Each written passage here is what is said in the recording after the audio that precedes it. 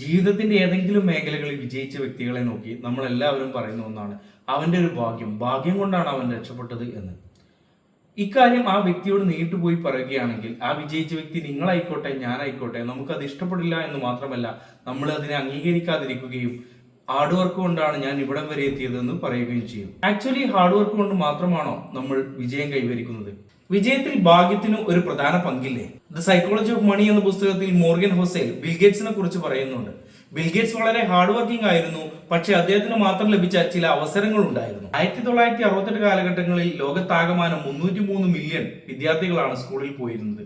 അതിൽ 300 പേർ മാത്രമാണ് ലേക്ക് സൈഡ് സ്കൂളിൽ വിദ്യാഭ്യാസം നേടിയിരുന്നത്. അതിലൊരാളായിരുന്നു നമ്മുടെ ബിൽഗേറ്റ്സ്.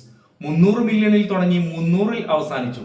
ലേക്ക് സൈഡ് സ്കൂളിന്റെ പ്രത്യേകത എന്തെന്ന് വെച്ചാൽ കമ്പ്യൂട്ടർ സ്വപ്നം പോലും കാണാൻ കഴിയാത്ത സമയത്ത് ലേക്ക് സൈഡ് സ്കൂളിൽ കമ്പ്യൂട്ടർ ഉണ്ടായിരുന്നു. അതുകൊണ്ട് തന്നെ നമ്മുടെ ബിൽഗേറ്റ്സിന് വളരെ ചെറുപ്പത്തിൽ തന്നെ കമ്പ്യൂട്ടർ ആക്സസ് കിട്ടി. അതുകൊണ്ട് പ്രോഗ്രാമിംഗ് പഠിക്കാനും പറ്റി. പേഴ്സണൽ കമ്പ്യൂട്ടർ റെവല്യൂഷൻ വരുന്ന സമയത്ത് ബിൽഗേറ്റ്സ് പ്രിപ്പയർഡ് ആയിരുന്നു. ഇതിൽ നിന്ന് നമുക്ക് മനസ്സിലാവുന്നത് ഇതെല്ലാം പ്യുവർ ഹാർഡ് വർക്ക് അല്ല, പ്യുവർ ലക്കുമല്ല. ലക്ക് ഫേവേഴ്സ് പ്രിപ്പയർഡ് മൈൻഡ്, അഥവാ തയ്യാറായി നിൽക്കുന്നവരെയാണ് ഭാഗ്യം കൂടുതലായി തേടിപ്പോകുന്നത്. ജീവിതത്തിൽ നമ്മൾ ചെയ്യേണ്ടത് ഒന്നു മാത്രം: കഴിവ് വർദ്ധിപ്പിക്കുക, സ്ഥിരമായി പരിശ്രമിക്കുക, അവസരം വന്നാൽ പിടിച്ചെടുക്കാൻ തയ്യാറായി നിൽക്കുക. ഭാഗ്യം എപ്പോഴെത്തുമെന്ന് നമുക്കാർക്കും അറിയില്ല, പക്ഷേ അത് എത്തിയപ്പോൾ തയ്യാറായവരാണ് വിജയികൾ.